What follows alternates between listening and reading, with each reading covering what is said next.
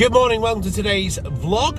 It's a podcast though. Good morning, welcome to today's vlog. Today is Sunday, I'm heading into London. Last night I was at Clare College in Cambridge doing the Celebrating Blue Note set.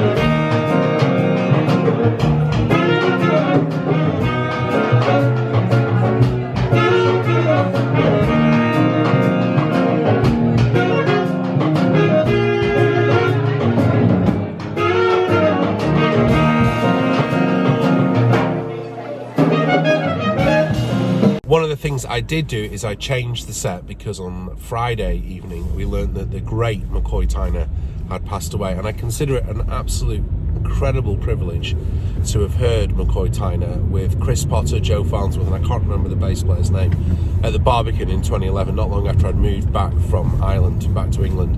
And it was just amazing to be able to hear, you know, the guy who I'd heard on so many of those Coltrane recordings, and of course his own recordings. And last night I changed the set to include pieces from his album The Real Mccoy. There is a McCoy Tyner playlist below from me for Spotify and Apple Music, and I'll try and do a YouTube one as well. Just, I think, the most influential and the greatest jazz piano player of the last 50 years, 60 years even. Every jazz player who's come after him, you know, it's a little bit like Coltrane or Charlie Parker on the saxophone. Everyone who's come after them has been influenced by them, whether they wanted to be or not. You can't avoid that influence. They've had such an impact as a jazz musician on their instrument that you can't help to have been influenced by them. And just those, you know, those classic dong ding ding dong dong ding ding, those, you know, McCoyisms are just so prevalent in so many of the great modern jazz players that you hear. And just apparently such a wonderful, wonderful guy. Such a shame. I know he has been ill for a while. Other musicians in New York have shared that with me. Never mentioned it at the time, obviously. But yeah, I think when times like this, it's always great to appreciate the music that they've made and the legacy that they've left us, and to celebrate that. And one of the best ways you can celebrate that is by listening to it, and if you get the opportunity, is by playing their music as well.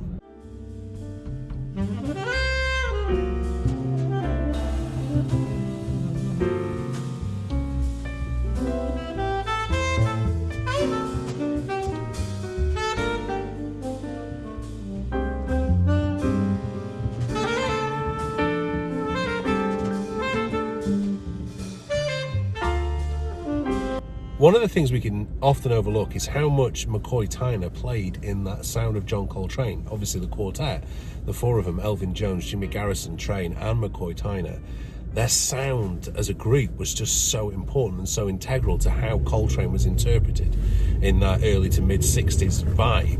And McCoy Tyner is, well, they're all a huge part of it, but McCoy Tyner is a massive, massive part of that sound. And you know, he leaves, I think, after the Ascension recording, you know, because once Train starts going into the major avant-garde stuff, he just, you know, as he said, I think himself, he just couldn't be heard. But there was a little unknown fact here. Apparently, now it could be a bit of wiki kind of nonsense, but I did read over the weekend that McCoy Tyner spent a little bit of time playing for Ike and Tina Turner in their group, I think in the early 70s, just to make a living, as it were. But a man that we, as saxophone players, we need to understand that question that I got asked on Instagram, and I touched it in the last vlog, about what do I look for in a piano player? Well, I think kind of like, how much of McCoy Tyner do they know? How much of McCoy Tyner can they play? And how much can they interpret what McCoy Tyner did?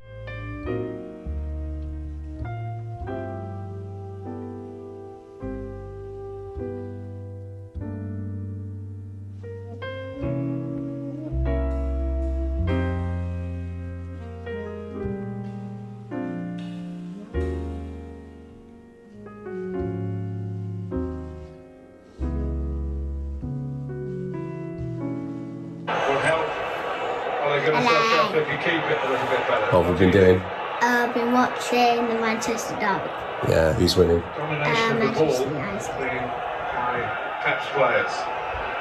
And what we have for tea? In Dominoes. this part of the pitch. Well, that was an amazing football result, even if it does mean that Liverpool have got a better chance of winning the league than they did before we played. But, you know, never mind. Never enough about football. A while ago, I spoke in this vlog about being a 21st century session musician and what I get up to when I'm doing sessions for people. I haven't done any sessions since I moved into this house for 6 months. It's just the work kind of ebbs and flows. Sometimes it comes in. I have done a couple of sessions in a studio, but I've not done any at home. A guy up in Lancashire has asked me to record some saxophone parts for an original song of his. I've had it for ages. I've just not got around to doing it. It's a Sunday evening. Thankfully at the minute, I live in this house, which is nowhere near, well, not that close to any other houses, which means I can put together at 9:15 on a Sunday night put together my recording stuff, which I'm going to show you, and I'm going to lay down this track yeah, make sure I've got this down for John and I can send it over to him. The beauty of Dropbox and everything else like that, I can get it over to him tonight, and then it's done and it's off my radar, because as I go into the next week, 10 days, with moving house and everything else that's going on in my life, I will not get it done, and he needs it done.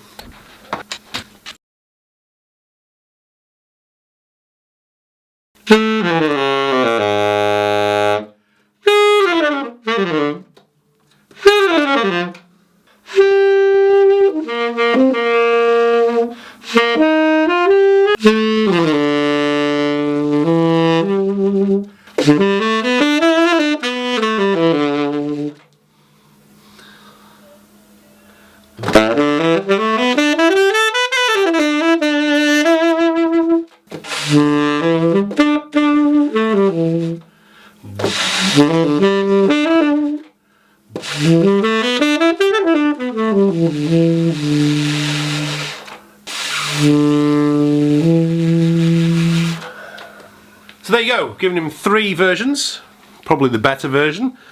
A very less is more approach, lots of breathy saxophone sounds, which is what he asked for.